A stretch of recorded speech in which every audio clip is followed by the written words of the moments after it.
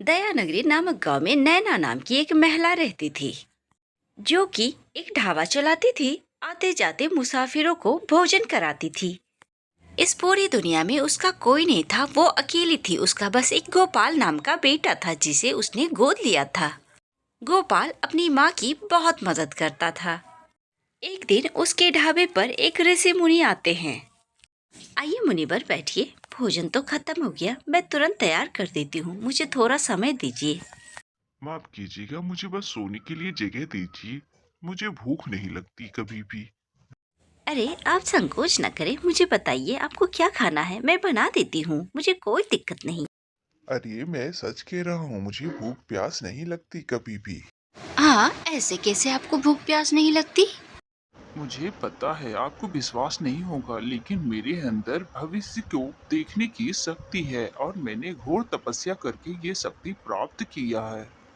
मुनिवर, मैं बस इतना जानना चाहती हूँ कि मेरा भविष्य क्या होगा, क्या आप मुझे बता सकते हैं? हाँ हाँ, क्यों नहीं, अभी देखता हूँ।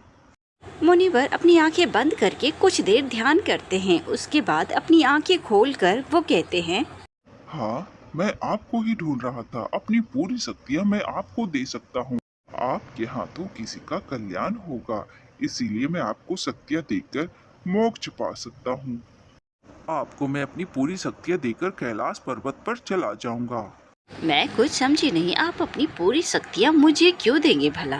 धीरे धीरे आपको सब समझ में आ जाएगा। आप बरगद के पेड़ के पास आना, गांव के जो बाहर में है। मैं सब शक्तियाँ आपको दे दूंगा। कुछ समय बीत गए। नैना को इतनी शक्तियाँ मिलने के बावजूद भी वो दिन पे दिन और भी उदास रहने लगी। उसके बेटे ने उसे देखा तो कहा, क्या बात है माँ, आप बहुत उदास रहने लगी हो। कोई तकलीफ है क्या? बताओ, हम मिलकर उसका हल ढूंढेंगे। नैना ने अपने बेटे को सारी बातें बहुत ही विस्तार से बताया कि कैसे वो मुनिवर अपनी सारी शक्तियाँ उसे दे गया।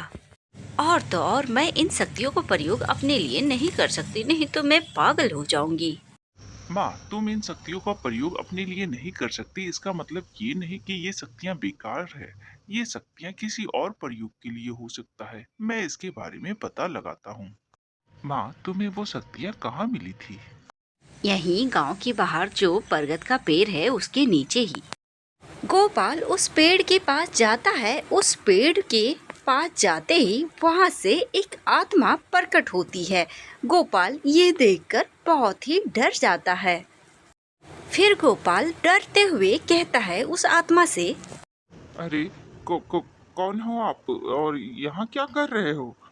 तुम्हारे घर पे जो ऋषि आया था उसने सारी शक्तियाँ तुम्हारी माँ को दे दिया है। वो मेरा बेटा था। अरे, उन्होंने तो बताया कि उनके पिता किसी दुर्घटना में मारे गए। इसका मतलब आप भूत हैं। अरे नहीं नहीं, मरने से पहले मेरी इच्छा अधूरी रह गई, इसीलिए मैं धरती पे रह गया और मैं पिशाच बन गया, पिशाच। इतना कहते ही वो बूढ़ा पिशाच में बदल गया और गोपाल ये देखकर बहुत ही डर गया। हा हा हा हा हा। डरो मत, मैं तुम्हारी मदद करने आया हूँ। अच्छा, तो आप मेरी मदद कैसे करेंगे, मुझे बताएं। तुम अपनी माँ को यहाँ बुला के लाओ, मैं उसे सब कुछ बताऊंगा। तुम्हें तो यहाँ से मोक्ष मिल जाएगा, इसमें तो तुम्हारा लाभ है, हमारा क्या लाभ है यहाँ। मैं तुम्हें ऐसा उपाय बताऊंगा कि इससे तुम दोनों का लाभ होगा। पहले तुम उसे यहाँ तो लेकर आओ। गोपाल उस पिशाच की बात सुनकर अपनी माँ के पास गया और उसे सारी बातें बताया और फिर उसे अपने साथ उसके पास लेकर आया। पिशाच नैना और गोपाल को सारी बातें बताता है। उसके बाद वो दोनों ये बातें समझ जाते हैं।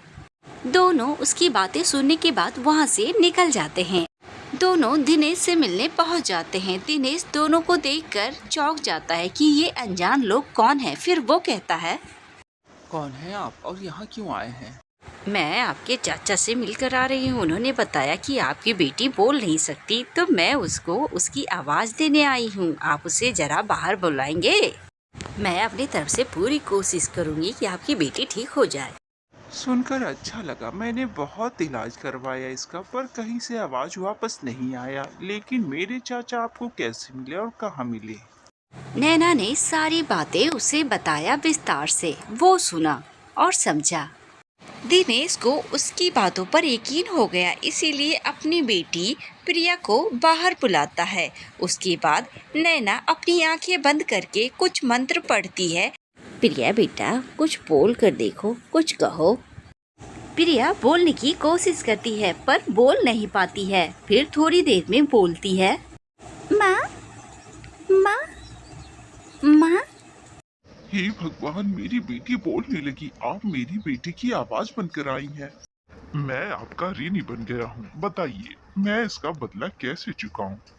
अरे ऐसी कोई बात नहीं है। आपके चाचा की इच्छा थी कि आपकी बेटी की शादी मेरे बेटे से हो जाए। आपका क्या ख्याल है, बताइए। ये तो मेरे लिए सौभाग्य की बात है। मैं अपनी बेटी की शादी आपके बेटे से जरूर करवाऊंगा। अब तुम इसकी चिंता छोड़ दो, शादी की तैयारी करो। दोनों परिवार में बातचीत हो गई और गोपाल और प्रिया की शादी करवा दी गई। गोपाल को दिनेश ने पैसे दिए आर्थिक स्थिति सुधारने के लिए और वो सही हो गया।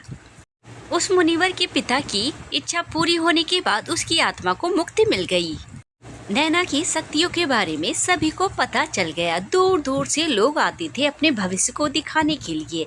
नैना सभी की भविष्य को देखती और उससे पैसे लेती और उन पैसों को गरीबों में बांट देती। नैना अपनी शक्तियों के कारण आसपास के कई गांवों में मशहूर हो गई। आखिर ये दिव्य शक्ति उसके भी बहुत काम आई।